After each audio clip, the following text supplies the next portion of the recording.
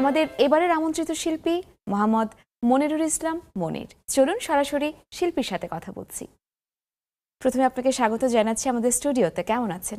ধন্যবাদ আপনাকে। অনেক ভালো আছি। আপনি কেমন আছেন? খুব ভালো আছি। আপনার কাছ থেকে গান শুনবার আগে চলুন দর্শকদের উদ্দেশ্যে আপনার সম্পর্কে ছোট করে একটু জানিয়ে দিই। অবশ্যই।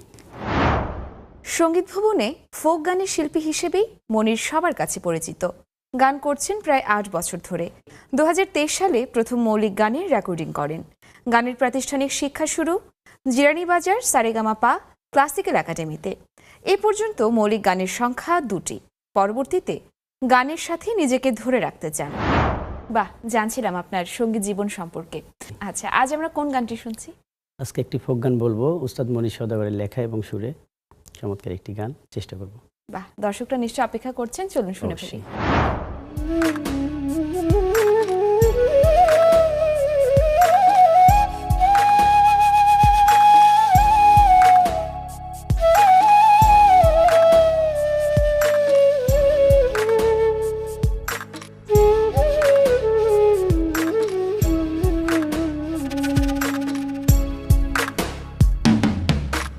মুখে আমার মিষ্টি হাসি,